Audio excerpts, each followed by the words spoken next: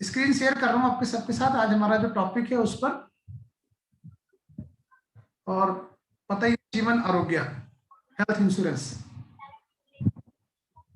Material, इसका बहुत बढ़िया मटेरियल जो है ना, हमारे साथी हैं दिनेश अरोड़ा जी, जिन्होंने इसको प्रोवाइड किया था और मैंने उसको यहीं से उठाया है।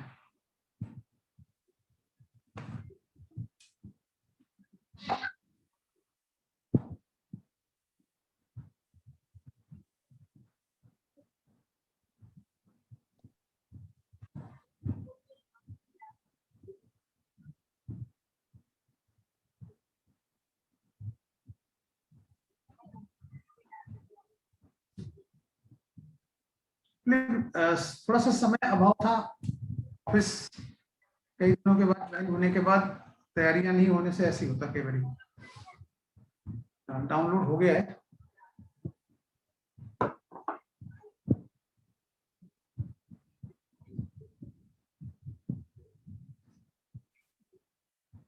स्क्रीन पे अभी मैंने आवाज नहीं बंद करी है, अभी आवाज करता हूं, पहले स्क्रीन एक बार आ जाए तो चेक कर लें। आई थिंक स्क्रीन आ रही है, आप लोगों को साफ दिख रही है क्या? अभी आवाज खुली हुई है, किसी की खुली हुई है तो बता सकता है। आ रही है सर, आ रही है। स्क्रीन सही दिख रही है ना? हाँ जी, स्क्रीन भी सही दिख रही है। बाकी किसी को जूम करना तो वो अपने फोन पे भी जूम कर सकता है। चलो क्लियर है सर। सर। स्क्रीन सही नहीं दिख रही है, सिर्फ प्लस का साइन दिखाई दे रहा है जूम करके। प्लस का साइन दिखाई दे रहा जूम करके, ठीक है। हाँ बस, और कुछ उसको मैं विजिबल और बड़ा कर लूंगा, कोई बात नहीं, और इसको ठीक कर दूंगा। वैसे पहले मैं अभी आवाज बंद कर रहा हूँ, अगर किसी को तो चैट पर लिख देगा।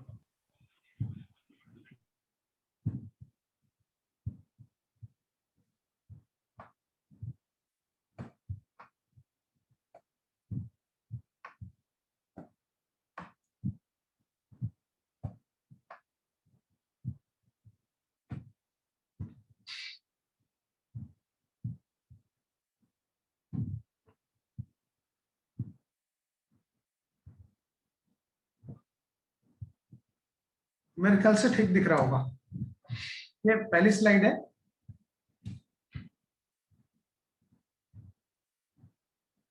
नेक्स्ट पे चलते हैं।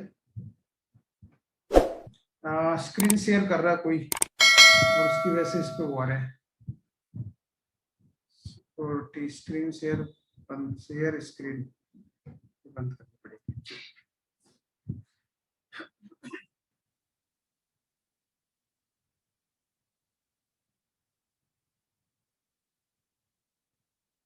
हेल्थ इंश्योरेंस में हमारे पास जो है कई सारे प्रोडक्ट्स हैं जो पहले आ चुके हैं और बाद में बंद हो गए, जिनकी चर्चा इसमें जो है की गई है स्लाइड्स में। तो स्टार्ट कर रहे हैं health as a portfolio in LIC। 2008 से हेल्थ इंश्योरेंस की मार्केट में LIC इंटर किया है LIC ने, जिसकी ह्यूज डिमांड है। अभी जैसा कि आप लोगों ने देखा होगा कि पैंडेमिक के पीरियड में बहुत सारे इंश्योरेंस को लेके, लाइफ इंश्योरेंस को लेके, हेल्थ इंश्योरेंस को लेके अवेयरनेस तेज हुई है बहुत तेजी के साथ में। और एक सर्वे का आंकड़ा है कि 3 गुना पहले से जो इंश्योरेंस की जो डिमांड है, जो अवेयरनेस है, वो 3 गुना की से ज्यादा की रफ्तार से बढ़ने वाली है। और ये सर्वे कह रहा है, जाहिर सी बात है, जब 3 गुना रफ्तार से मार्केट में अवेयरनेस बढ़ी है तो बिजनेस भी आने वाले टाइम में बढ़ेगा। जैसे लोगों के पास पैसा होगा, जैसे लोगों के पास दुकानें खुलेंगी, आमदनी होगी, काम भी उसी स्पीड से चलेगा। ग्रेटेस्ट एडवांटेज है कि ब्रांड इक्विटी है। LIC की ब्रांड है। LIC का अगर हेल्थ इंश्योरेंस है तो क्लेम के मामले में सब LIC पे भरोसा बहुत ज्यादा करते हैं। और उसका कारण भी है क्योंकि LIC ने जो पॉलिसी सेल किया था, सेल करते समय जीवन आरोग्य पॉलिसी में कोरोना या पैंडेमिक की बात कहीं भी नहीं थी कि कवर होगी कि नहीं होगी। लेकिन LIC ने, चेयरमैन ने अभी लेटेस्ट डिसीजन जो लिया उसमें इसको भी कवर कर दिया अपनी इस हेल्थ इंश्योरेंस की पॉलिसी में भी, और लोगों को इसका भी क्लेम दिया जाता है। अब कोर एरिया, हमारा जो कोर एरिया वो लाइफ का है खाली, इसलिए बहुत ज़्यादा हेल्थ पे ध्यान नहीं दिया है। लेकिन साथियों आने वाले टाइम में health insurance, term insurance, ULIP की इंश्योरेंस, मार्केट रिलेटेड इंश्योरेंस और पेंशन इंश्योरेंस, ये 4 एरिया है जहां पे सबसे ज्यादा ग्रो करेगा। मतलब एक तरह का कस्टमर ऐसा होगा जो हमारे साथ इंश्योरेंस करेगा और इंश्योरेंस के साथ साथ वो मार्केट का, शेयर मार्केट का लाभ लेना चाहता है, और वो कस्टमर यूलिप में जाएगा। एक कस्टमर है जिसको हेल्थ इंश्योरेंस चाहिए, वो हेल्थ इंश्योरेंस डबल लेना चाहता है कई बारी, कि मैं मेडिक्लेम से भी ले लूँ, यहाँ से भी ले लूँ, वो वाला कस्टमर भी आएगा यहाँ पर। और तीसरा जो हमारा है टर्म इंश्योरेंस, जिसकी डिमांड बढ़ रही है बड़ी तेजी के साथ, कि कम पैसे में ज्यादा इंश्योरेंस कैसे लें। और एक चीज आपको देखने को भी मिल रहा होगा कि अभी ना इंश्योरेंस की डिमांड जो हो रही है वो ज्यादा हो रही है, अमाउंट बड़ा मांग रहे कस्टमर, छोटे की बात नहीं हो रही, क्योंकि छोटे मोटे में 1 लाख 2 लाख 3 लाख किसी को मिल भी रहा है ना क्लेम, तो उसको समझ में नहीं आ रहा है, उसके घर वालों को भी लग रहा है यार क्या है 2 लाख 5 लाख 10 लाख मिल रहा है, इससे क्या हुआ, कुछ नहीं हो पा रहा। और जबकि खर्चा पता लगा जी 10 लाख तो हॉस्पिटल में लग गए, 20 लाख हॉस्पिटल में लग रहे हैं लोगों के। तो उसकी वजह से जो है इंश्योरेंस का जो अमाउंट है ना बहुत तेजी के साथ वो इंक्रीज करेगा। हेल्थ इंश्योरेंस में बहुत ज्यादा LIC नहीं आ सकती, क्योंकि लाइफ इंश्योरेंस कंपनी होने के नाते हेल्थ इंश्योरेंस में बहुत खुल के जो है ना एक तरह से प्रोडक्ट नहीं लेके आ सकते। हेल्थ इंश्योरेंस क्यों अलाउड है? क्योंकि हेल्थ इंश्योरेंस के साथ लाइफ इंश्योरेंस का राइडर भी अलाउड है, इसलिए उनको हेल्थ इंश्योरेंस बेचने के लिए LIC को मिला, नहीं तो ये प्योर हेल्थ इंश्योरेंस प्रोडक्ट बेच ही नहीं सकते। नेक्स्ट पे चलते हैं, इस पे स्लाइड में तो आपको देखने को मिलेगा कि कौन से प्लान पहले आए। 901 नंबर टेबल है, हेल्थ प्लस के नाम से आई थी, काफी दिन तक चली। उसके बाद हेल्थ प्रोटेक्शन प्लस के नाम से आई, और ये market based health insurance policies थी। जो पैसा आप इन्वेस्ट कर रहे हैं वो पैसा आपका यूनिट के रूप में रहेगा, और यूनिट के रूप में पड़ा रहेगा, बार बार प्रीमियम भी नहीं भरना, मिनिमम प्रीमियम की भी लिमिट थी, इस तरह की बहुत सारी चीजें थी। और वो हालांकि वो पॉलिसी 2008 से 2010 तक चली। हेल्थ प्रोटेक्शन प्लस 2009 से 2013 तक चली। उसके बाद जीवन आरोग्य 903 नंबर 2011 से 2013 तक चली, और उसके बाद जीवन आरोग्य 2013 से अब तक 904 नंबर टेबल चल रही है। और कैंसर केयर 2 हेल्थ इंश्योरेंस के प्लान जो अभी भी चल रहे हैं हमारे पास। सबसे पहले जीवन आरोग्य, जिसका आज हमने टॉपिक लिया है, नॉन लिंक प्रोडक्ट है, इसका शेयर मार्केट से कोई लेना देना नहीं है, और प्योर हेल्थ इंश्योरेंस एक तरह से कह लो, हेल्थ इंश्योरेंस ही है। इसमें कोई मैच्योरिटी नहीं है, कोई सरेंडर नहीं है, कोई लोन नहीं है, किसी तरह का कोई अदर फीचर इसमें नहीं है। Hospital provides benefits for hospitalization के लिए बेनिफिट्स प्रोवाइड करता है। जब भी हॉस्पिटलाइज होगा कोई तो इसमें क्लेम मिलेगा। इसमें मिनिमम हॉस्पिटलाइजेशन जो चाहिए वो 28 घंटे का चाहिए, 28 आवर्स। नॉर्मली मेडिक्लेम में जो होता है वो 24 घंटे का हॉस्पिटलाइजेशन अनिवार्य है, लेकिन हेल्थ इंश्योरेंस जो हमारी जीवन आरोग्य पॉलिसी है इसमें 28 घंटे का एडमिशन अनिवार्य है।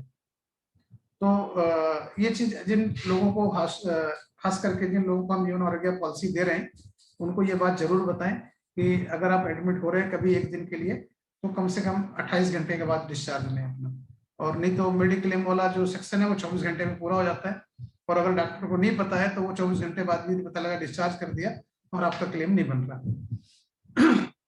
दूसरा, इसमें हॉस्पिटलाइजेशन का तो क्लेम मिलता ही मिलता है पर डे के हिसाब से, सर्जिकल प्रोसीजर्स के भी क्लेम मिलते हैं।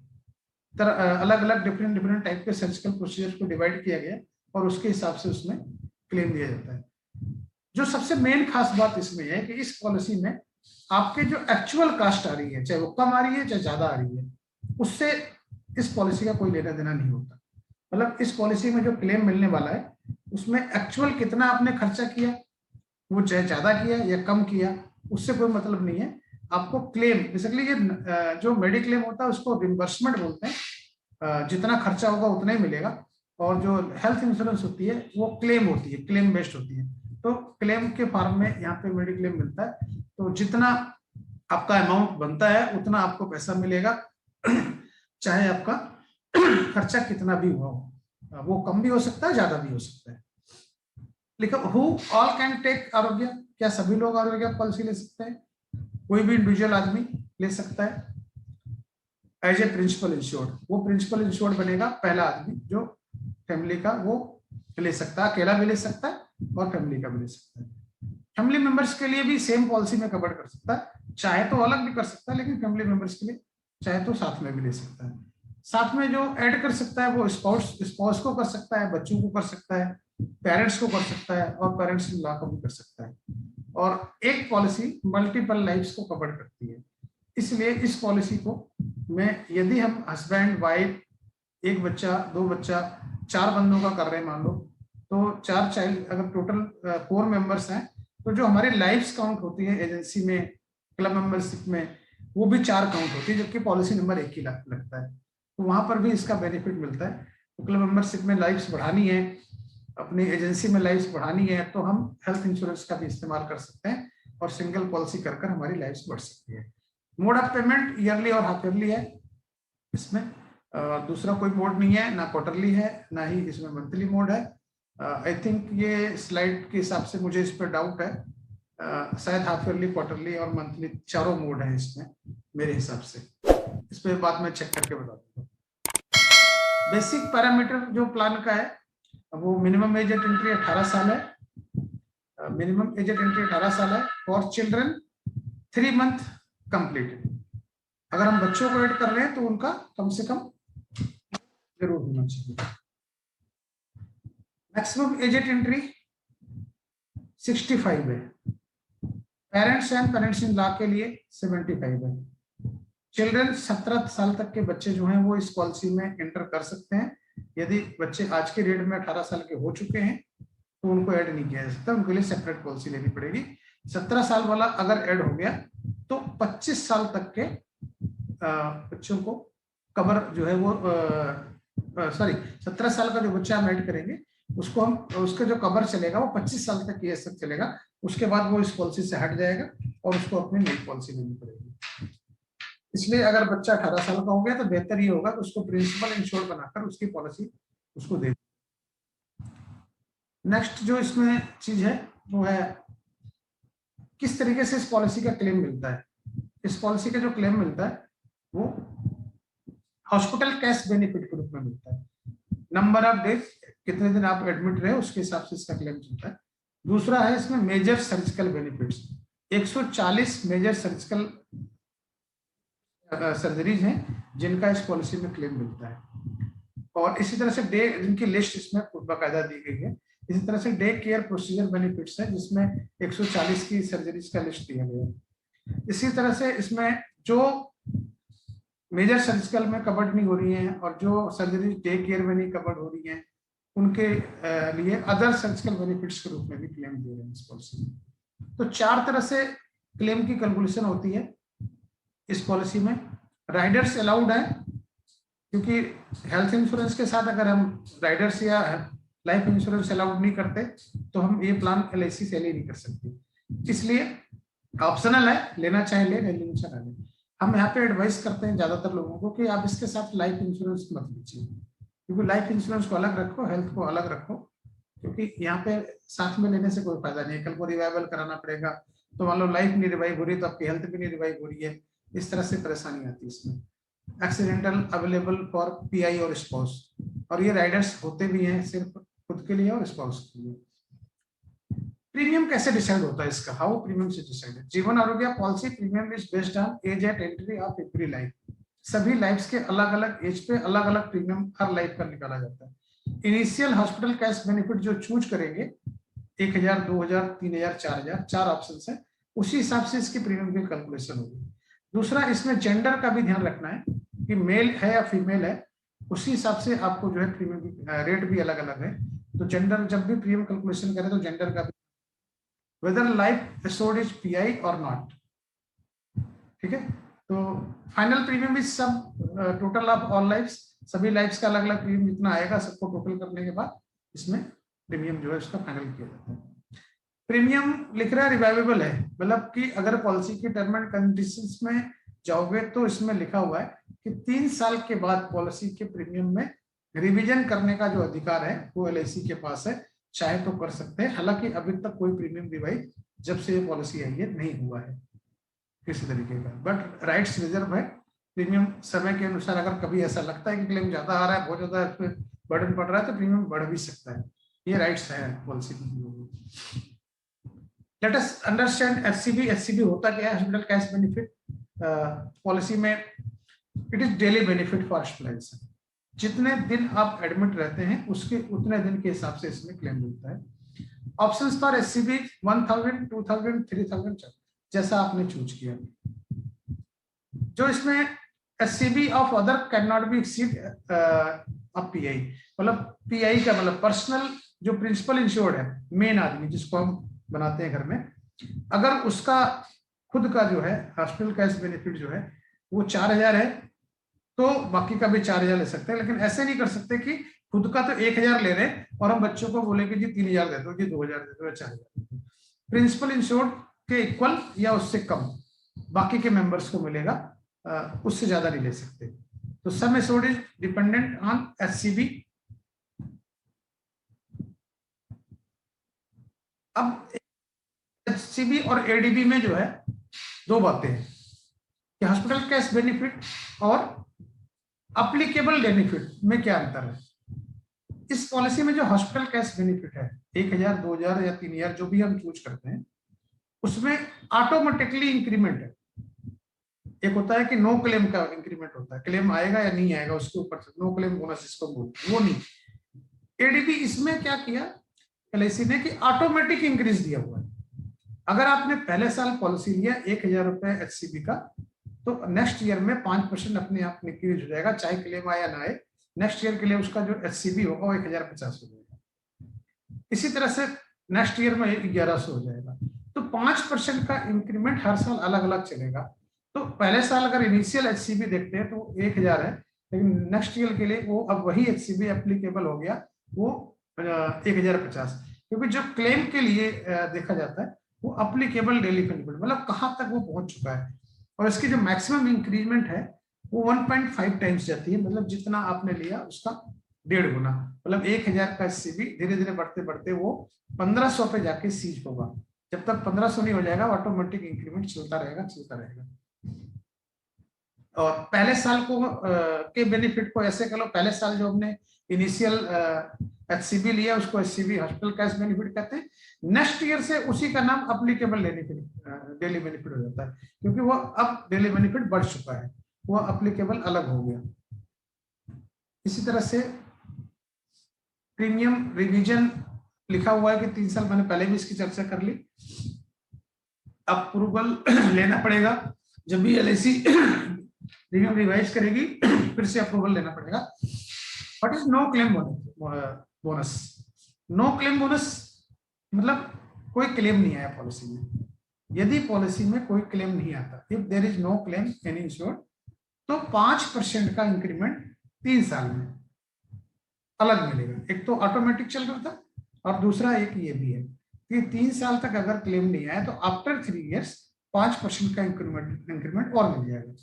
कहने का मतलब ये है पहले साल 1000, दूसरे साल 1050 और तीसरे साल वही 1100। तो अगर 3 साल क्लेम नहीं आया तो अगले साल उसको 1150 होना है, जो ऑटोमेटिक सीधे 1200 हो जाएगा। It will be 5% of HCB once in 3 years. तो लेकिन सब्जेक्ट टू जो सीलिंग है वो 1500 नहीं पार करेगी, मतलब 1.5 गुना से ज्यादा पार नहीं करेगी।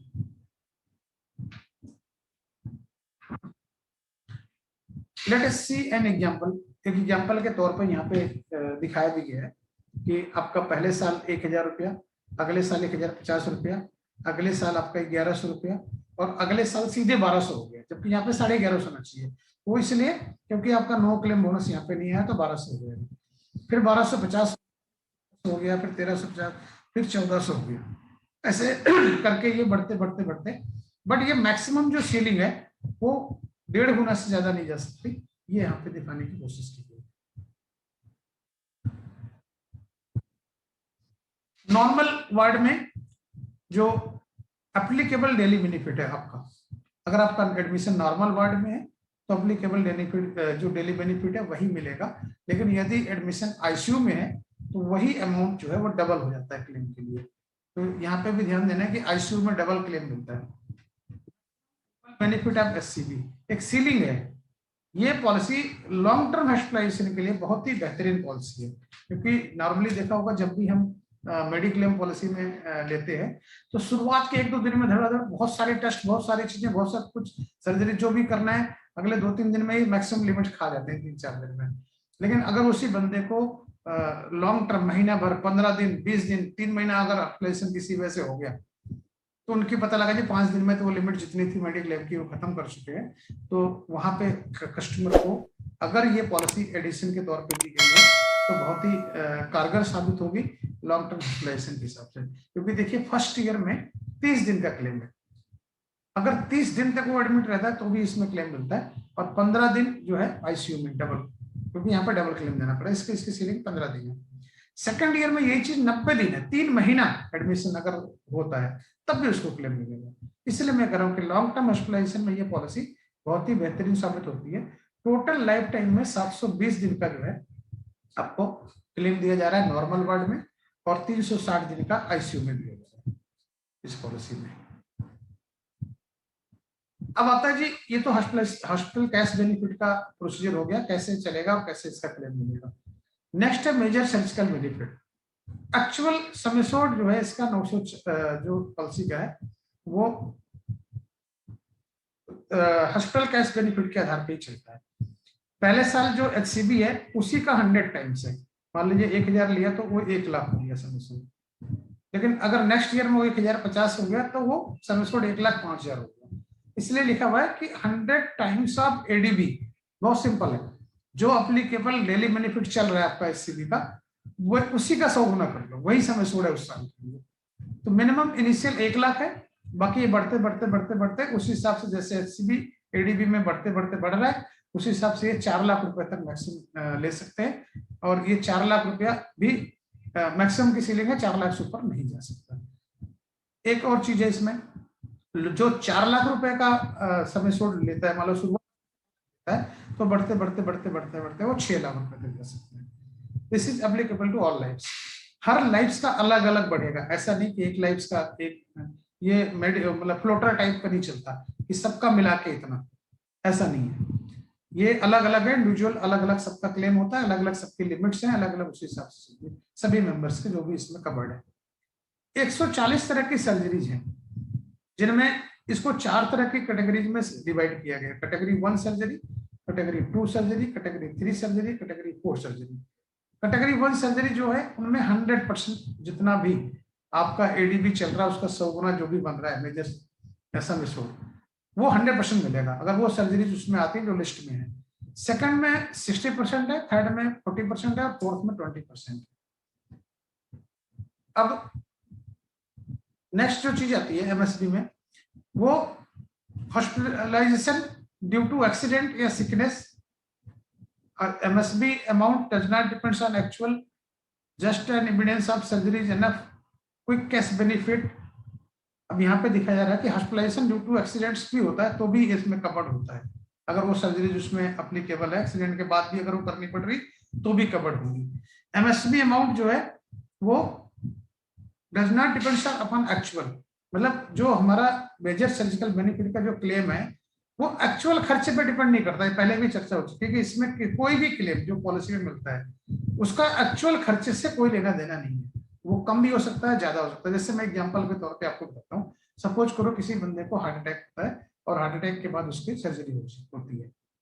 अब हार्ट अटैक के बाद सर्जरी होती है और सर्जरी सपोज करिए 4 लाख का उसका बीमा है, तो वो 4 लाख रुपए हम उसको 4 लाख रुपए देंगे अगर 100% वाली में आ रहा है तो 4 लाख रुपए का क्लेम देंगे। ये भी हो सकता है कि वो जो सर्जरी हुई हो सरकारी में हुई हो उसकी हॉस्पिटल में, तो 50-60 हजार में उसका काम हो गया, वो सर्जरी का जो भी सर्जरीज के लिए पैसे लगे। ये भी हो सकता है कि 50,000 वाले को भी हम 4 लाख का क्लेम हमने दिया। ये भी हो सकता है कि वो बंदा जिस बंदे की सर्जरी हुई है वो किसी छोटे हॉस्पिटल में हुई है जहाँ पे उसका 2 लाख रुपए का खर्चा आया सर्जरी का, लेकिन हम तब भी उसको 4 लाख देंगे।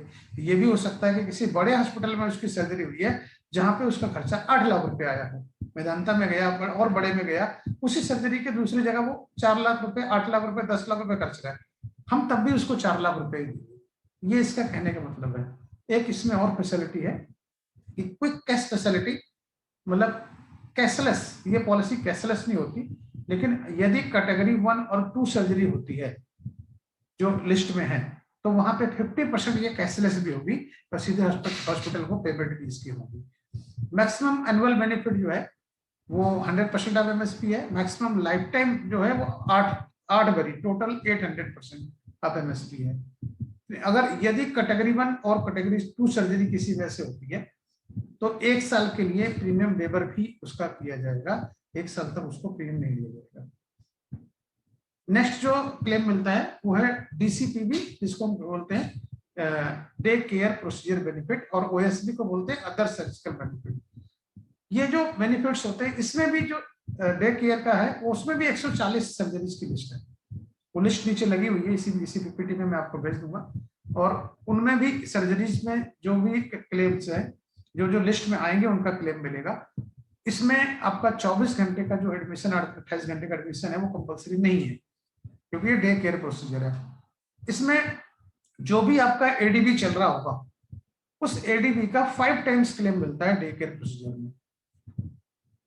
नेक्स्ट जो चीज है इसमें, hospital claim is not admissible for DCPB. Not मतलब उसके लिए अगर यदि डे केयर प्रोसीजर का आप बेनिफिट ले रहे हैं तो उसके लिए एचसीबी का बेनिफिट आप नहीं ले सकते, 2 बेनिफिट्स नहीं मिलेंगे इसके साथ। Next is other surgical benefit. Other surgical benefit जो लिस्ट में नहीं है वो सारे इसमें कवर्ड होंगे और उसको 2 टाइम्स आप एडीबी का क्लेम दिया जाता है। और वहां भी कहा जा रहा है जो हॉस्पिटल कैश बेनिफिट का क्लेम है वो यहाँ पे एडमिसिबल नहीं है, क्योंकि ये अदर सर्जिकल में आता है। अदर सर्जिकल का क्लेम मिलेगा तो उसका नहीं मिलेगा लिस्ट के अलावा है। तो day care procedure benefit maximum annual benefits जो है वो 3 सर्जरीज का है 1 साल के अंदर, और लाइफ टाइम में 24 सर्जरीज का है। आप देख रहे होंगे कि बहुत सारे, देखो 24 बार डे केयर प्रोसीजर। ये पॉलिसी ऐसी है कि जिसमें लिमिट्स बहुत ज्यादा है, एक तरह से कहा जाए तो लॉन्ग टर्म किसी को इलाज कराना पड़ जाए तो बहुत सारे फायदे देता है। अदर सर्जिकल बेनिफिट्स में आपका 15 डेज फर्स्ट ईयर में और 45 दिन जो है वो आपका देर आफ्टर है, और लाइफ टाइम में 360 दिन का मैक्सिमम इसमें अदर सर्जिकल का भी क्लेम मिलेगा।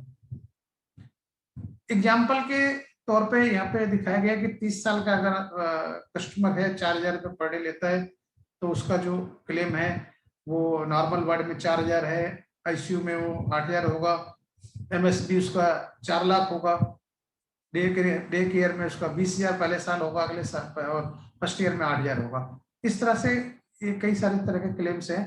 और अगर बढ़ते बढ़ते उसी का हम 15 साल के बाद या 10 साल के बाद पॉलिसी देखें तो नॉर्मल वार्ड में 6400 हो गया, यहाँ 12800 हो गया, और यहाँ पे जो है आपका एमएसबी जो है वो 6400 जो हो गया, वहाँ पे स्टार इसलिए लगा गया कि यहाँ पे उसका वो बढ़ रहा है जो नो क्लेम बोनस है, बट 6000 वो कहते हैं ना 150% से ज्यादा नहीं बढ़ेगा, तो यहाँ भी 6000 का ही क्लेम उसी हिसाब से चलेगा, और ये उसी हिसाब से इसका सम एश्योर्ड भी इंक्रीज होगा। नेक्स्ट बढ़ते बढ़ते ये अदर सर्जिकल प्रोसीजर भी उसी हिसाब से इसकी लिमिट बढ़ेगी। अंडर राइटिंग की बात की गई है, मेल और फीमेल सभी अलाउड हैं, माइनर चिल्ड्रन सभी अलाउड है, non medical special non medical professional 45 साल तक 5 लाख तक जो है नॉन मेडिकल में मिलेगा, और 45 से 50 साल की जो एज में है उनको 4 लाख का नॉन मेडिकल मिलेगा। तो अगर स्पेशल और प्रोफेशनल के लोग हैं तो मैक्सिमम एक तरह से यूं समझ लो कि सारी की सारी पॉलिसी नॉन मेडिकल में मिलनी है, और अगर जनरल के लोग हैं तो 35 साल तक पूरा 5 लाख तक का मिलता है, और 36 से 50 में 2 लाख तक का नॉन मेडिकल में मिलता है। स्टैंडर्ड एज प्रूफ मैंडेटरी है। इस तरह से इसमें जो हेल्थ इंश्योरेंस की पॉलिसी है उसका चार्ट भी अलग है। ये जो टेस्ट का चार्ट है वो अलग है, अलग तरीके से ये टेस्ट का चार्ट चलेगा। तो यहाँ पे चार्ट भी आपके पास अवेलेबल है, टेस्ट होगा कि नहीं होगा, और होगा तो क्या क्या होगा। Complete list of MSB is very important to know what are the surgeries which are allowed in Jeevan Arogya and relative percentage claims. उसी हिसाब से कितना कितना क्लेम मिलेगा, ये सर्जरीज की लिस्ट भी ये आपके सामने है। देखिए इस तरह से सर्जरीज की लिस्ट है। मेजर सर्जरी ऑफ एडोटा 100% कैटेगरी 1 में आती है। तो ये लिस्ट भी हम जो है कस्टमर को दिखाना चाहिए, हमें देना चाहिए कि भी ये सर्जरीज कवर्ड है। हालांकि ये पॉलिसी बॉन्ड में मिलता है, लेकिन जिस समय हम पॉलिसी को सेल करने जाएंगे तो अगर ये पीपीटी मेरे पास अवेलेबल है तो हम उसको शेयर कर सकते हैं, और दिखा सकते हैं, उसको दे भी सकते हैं कि भी देखो ये चीजें इसमें कवर्ड है और ये सर्जरीज है। क्योंकि मेडिकल लैंग्वेज में अगर हम जाएंगे तो टेक्निकली मेडिकल लैंग्वेज में हम बहुत कुछ नहीं जानते, तो ये लिस्ट लेकिन इसमें डली हुई है सारी तरीके से। 140 की 140 सर्जरी की पूरी, 20% में कौन सी है, 60% में कौन सी है, तो अलग अलग ये लिस्ट है पूरी। इसी तरह से DCPB की भी लिस्ट है, डे केयर प्रोसीजर्स में कौन कौन से प्रोसीजर्स कवर्ड है, उनकी भी 140 की पूरी लिस्ट है, ये भी कवर्ड। तो इसमें micro surgical operation on middle ear से related, other middle internal ears में जो डे केयर में होते हैं सर्जरीज, वो इसमें सारी सर्जरीज जो है वो कवर्ड है, चाहे आई से रिलेटेड हो, चाहे ईयर से रिलेटेड हो, चाहे वो टोंग से रिलेटेड हो, चाहे वो माउथ से, फेस से रिलेटेड हो, और टॉन्सिल है, एडोंसिल, ये डे केयर में। ट्रॉमा सर्जरी एंड ऑर्थोपेडिक्स, जो टेक्निकल लैंग्वेज मैंने बोला कि मेडिकल लैंग्वेज हम लोग ज्यादा operation on breast and digestive tract, इस तरह के बहुत सारे ऑपरेशन होते हैं जो डे केयर में किए जाते हैं। तो इसमें कौन से कवर्ड है वो यहाँ से हमें जाके देखना पड़ेगा। टेस्टिज एंड यूरिनरी सिस्टम की है, कई तरह की लिस्ट है, ये पूरी लिस्ट आपके पास रेडी होनी चाहिए। जनरल रेस्ट्रिक्शंस है इसमें, वेटिंग पीरियड 90 डेज का है, डेट ऑफ प्रोविजन मतलब पहले 90 दिन इस पॉलिसी में क्लेम जो है वो नहीं मिलेगा। फॉर एक्सीडेंट केस जो है इसमें कोई वेटिंग नहीं है, मतलब 90 दिन तक कोई क्लेम नहीं है, 90 दिन के बाद इस पॉलिसी में क्लेम मिल सकता है। Benefits to be payable only for hospitalization surgeries perform in India, मतलब अगर इंडिया में सर्जरीज हो रही है, इंडिया में इलाज करा रहे हैं, तो उन्हीं का जो है क्या नाम है हॉस्पिटलाइजेशन का कवर किया जाएगा, बाहर का नहीं। MSB claim can not be entertained for the same surgery once again, अगर मेजर सर्जिकल बेनिफिट एक साल में एक बारी लिया है किसी ने, तो सेम सर्जरी का दोबारा से उसी चीज का नहीं दिया जाएगा। सेम मतलब कैटेगरी 1 की उसी सर्जरी को दोबारा करना पड़ेगा, तो दोबारा से वो कवर नहीं किया। कुछ रिस्ट्रिक्शंस हैं इसमें, प्रेगनेंसीज कवर्ड नहीं है, HIV रिलेटेड बीमारियां कवर्ड नहीं है, डेंटल सर्जरीज कवर्ड नहीं है, फिजियो रिलेटेड हॉस्पिटलाइजेशन कवर्ड नहीं है, non allopathic treatment surgeries covered नहीं है, 2 ईयर वेटिंग। कुछ ऐसी चीजें हैं, देखो यहाँ पे लिस्ट लगी हुई है कि जिनका 2 साल तक क्लेम नहीं है, पहले 2 साल तक, तो वो भी इसमें लिस्ट लगी हुई है जिनको आप बता सकते हो कि इनका 2 साल तक ये बीमारियां इनका कवर्ड नहीं है। और बाकी तो केस स्टडी है कि कैसे कैसे कैसे कैसे एग्जाम्पल के तौर पे है। तो ये बहुत कुछ आप जब खुद भी पढ़ेंगे तो भी आपको पता लगेगा। अभी आ रहा है रीजन नंबर 1 कि हम जीवन आरोग्य को सेल क्यों करें। Cost of medical treatment is increasing year by after year and Mediclaim plan will be not all sufficient to manage the total expenses. Further, post-hospitalization expenses erode our bank balance. A fixed benefits plan like Jeevan Arogya can hedge against the this, and also life assured health and savings are protected. देखो मैं आपको बताऊं इसका simple सा formula, आप समझ लो कि ये जो पॉलिसी है, ये पॉलिसी का जो मेन जो अट्रैक्शन है पॉलिसी का वो ये है कि एक कस्टमर, यदि एक कस्टमर ने मेडिक्लेम पॉलिसी ले रखी है और वो कस्टमर को कोई प्रॉब्लम होती है और वो हॉस्पिटल जाता है, तो वहां पर उसका जो इलाज है वो इमीडिएट जो 2-4 दिन का जो खर्चा होता है, मेन जो खर्चा होता है स्टार्टिंग का, वो वहां से रिम्बर्समेंट के रूप में उसको तुरंत पे तुरंत मिल जाता है और अपनी जेब से नहीं लगाना पड़ता। तो मेडिक्लेम अगर यदि किसी कस्टमर के पास है और उसी कस्टमर को सेम हॉस्पिटलाइजेशन के लिए, क्योंकि 2 मेडिक्लेम लेगा तो उसको क्लेम नहीं मिलेगा, एक जगह से मिलेगा एक जगह से नहीं मिलेगा, क्योंकि सेम हॉस्पिटलाइजेशन के 2 क्लेम नहीं ले सकते मेडिक्लेम के। लेकिन सेम हॉस्पिटलाइजेशन का एक जगह से मेडिक्लेम लिया और यहाँ से जीवन आरोग्य के माध्यम से आपने जो है वो जीवन आरोग्य का भी क्लेम ले लिया, तो सेम हॉस्पिटलाइजेशन का 2 जगह से क्लेम हो जाएगा। एक जगह से आपका ट्रीटमेंट हो गया, आपका खर्चा बच गया, और दूसरी जगह से जो पैसा आया वो एक तरह से आपकी इनकम हो गई, या यूं कह लो कि जो आपने प्रीमियम दिए थे, जो आपने बाकी के से, वो सारा पैसा आपको रिटर्न हो गया।